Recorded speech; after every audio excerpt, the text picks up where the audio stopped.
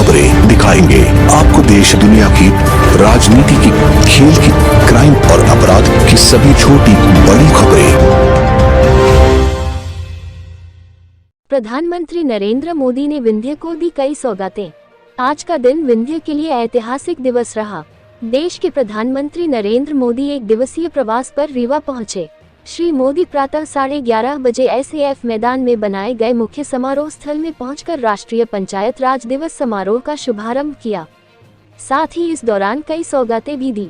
प्रधानमंत्री मोदी विभिन्न विभागों की विकास प्रदर्शनी का अवलोकन करने के उपरांत मंच में पहुंचे। इस दौरान उन्होंने हाथ हिलाकर लोगों का अभिवादन किया। समारोह में प्रधानमंत्री मोदी ने विभिन्न रेल परियोजनाओं को राष्ट्र को समर्पित किया तथा रीवा से इतवारी नागपुर ट्रेन को वर्चुअल माध्यम से हरी झंडी दिखाकर रवाना किया।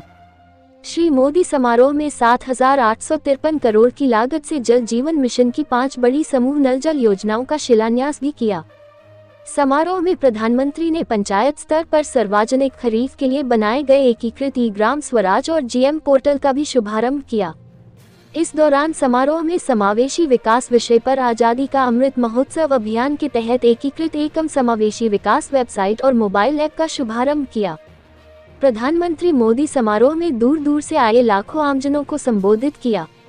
इस दौरान एक बार फिर प्रधानमंत्री की सादगी देखने को मिली। समारोह में ग्रामीण विकास योजनाओं की उपलब्धियों पर केंद्रित धरती कहे पुकार के रंगारंग कार्यक्रम प्रस्तुत किया गया, जिसे मोदी ने कुर्सी से उठकर खड़े खड़े पूरा कार्यक्रम देखा।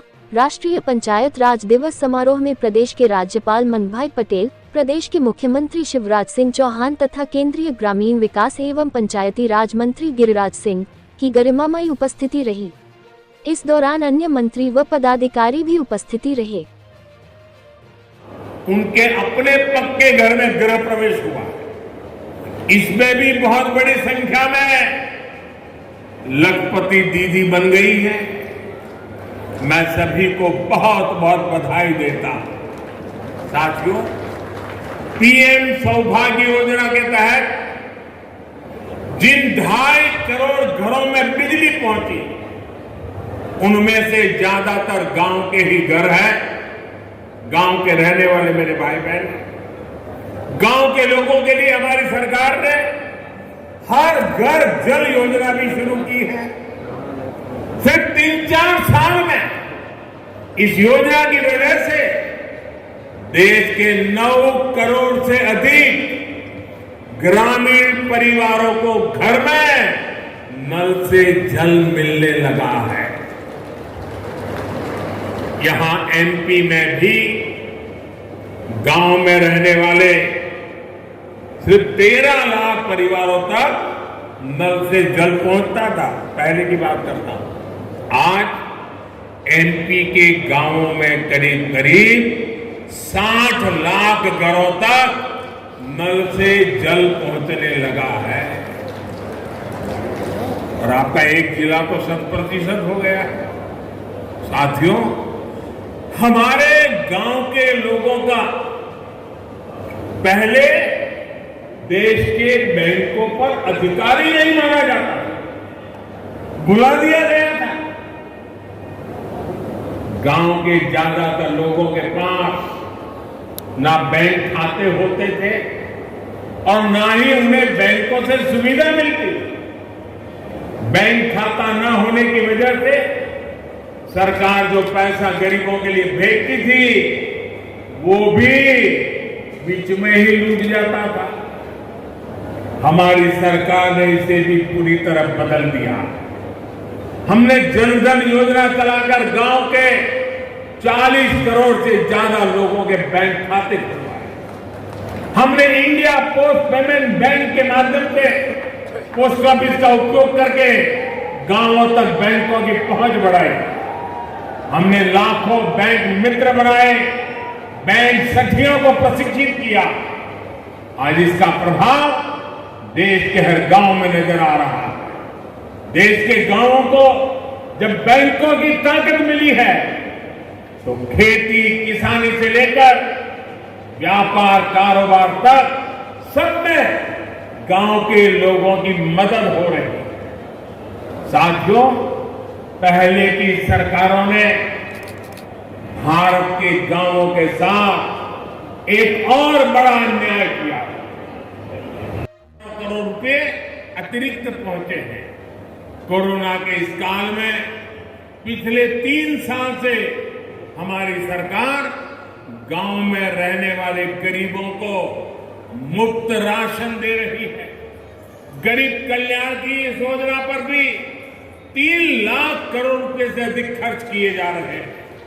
साथियों, जब गांव में विकास के इतने काम होते हैं, जब इतना सारा पैसा खर्च होता है, तो गांव में रोजगार के अवसर भी बनते हैं। गांव में रोजगार, स्वरोजगार को गति देने के लिए, गांव के लोगों को गांव में ही काम देने के लिए केंद्र सरकार मुद्रा योजना भी चला रही है। मुद्रा योजना के तहत लोगों को बीते वर्षों में 24 लाख करोड़ रुपए की मदद दी गई। इससे गांवों में भी करोड़ों लोगों ने अपना रोजगार शुरू किया।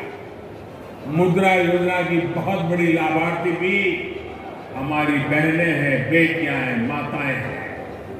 हमारी सरकार की योजनाएं किस तरह गांव में महिला सशक्तिकरण कर रही है, गांव में महिलाओं को आर्थिक रूप से सशक्त कर रही है, उसकी चर्चा आज हर तरफ है। बीते 9 साल में 9 करोड़ महिलाएं सेल्फ हेल्प ग्रुप में शामिल हुई। यहां मध्य प्रदेश में भी 50 लाख से ज्यादा महिलाएं स्वयं सहायता समूह से जुड़ी है। हमारी सरकार में हर स्वयं सहायता समूह को बिना बैंक गारंटी 20 लाख रुपए तक का ऋण दिया जा रहा है। कितने ही लघु उद्योगों की कमान अब महिलाएं ही संभाल रही हैं। यहां तो राज्य सरकार ने हर जिले में दीदी कैफे भी बनाया है। पिछले पंचायत चुनावों में सेल्फ हेल्प ग्रुप से जुड़ी करीब 17,000 बहनें पंचायत प्रतिनिधि के तौर पर चुनी गई है। ये अपने आप में बड़े गर्व की बात है। मैं मध्य प्रदेश की नारी शक्ति को इसके लिए फिर एक बार बहुत बहुत बधाई देता हूं। साथियों, आज यहां आजादी के अमृत महोत्सव में समावेशी विकास का अभियान भी शुरू हुआ। एक विकसित भारत के निर्माण के लिए सबका प्रयास के भाव को सशक्त करने वाला है। विकसित भारत के लिए देश के हर पंचायत, हर संस्था का प्रतिनिधि, हर नागरिक, हम सबको जुटना होगा। ये तभी संभव है जब हर मूल सुविधा तेजी से 100% लाभार्थी तक पहुंचे, बिना किसी भेदभाव के पहुंचे। इसमें आप सभी पंचायत प्रतिनिधियों की भूमिका बहुत बड़ी है। भाइयों और बहनों, पंचायतों द्वारा खेती से जुड़ी नई व्यवस्थाओं को लेकर भी जागरूकता अभियान चलाने की जरूरत